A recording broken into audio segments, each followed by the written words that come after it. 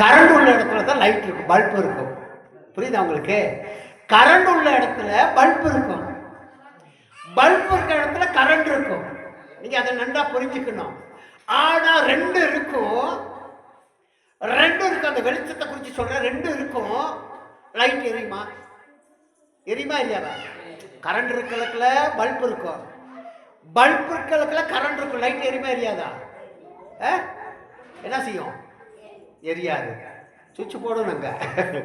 On off அங்க இருக்கு, of பண்றது அங்க இருக்கு, ஆன் பண்றது அங்க இருக்கு. இப்ப தேவன் அதான் சொல்றாரு, நான் நினைச்சா ஆஃப் பண்ணுவேன், நான் நினைச்சா ஆன் பண்ணுவேன்.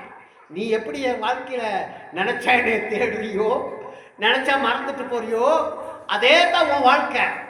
ஆனா நீ தேடுனா பல்பு போல இருக்க உன் வாழ்க்கைக்கு அந்த ஒளியை அனுப்பி பிரகாசிக்க பண்ணுவேன். ஒரு பிரகாசம் வரும். அந்த பிரகாசத்தை நம்ம முதலாவதாக நன்றாக ஏற்றுக்கொள்ள வேண்டும். நல்லபடியாக அதை முழு இருதயத்தோடு ஏற்றுக்கொள்ள வேண்டும்.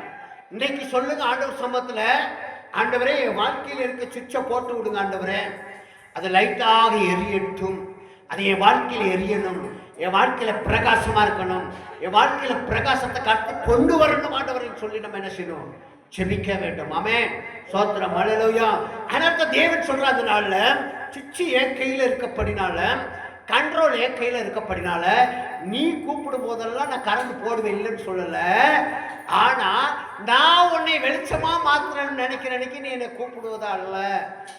தேவனிடத்துல அதிகாரத்தோடு நீங்க என்ன செய்யணும்? கூப்பிட வேண்டும். ஆண்டவரே எங்க மத்தியில மனம் இறங்கி நான் ஒரு ஒளியாக கிரியை செய்யணும், என் வாழ்க்கை ஒரு ஒளியாக பிரசனமா இருக்கணும், என் குடும்பத்துல ஒரு பிரசனமா இருக்கணும் ஆண்டவரேன்னு சொல்லி நீங்க சொல்லும் போதுதான் தேவன் என்ன செய்யறாருன்னா அதுக்கு நல்ல வழிபாடு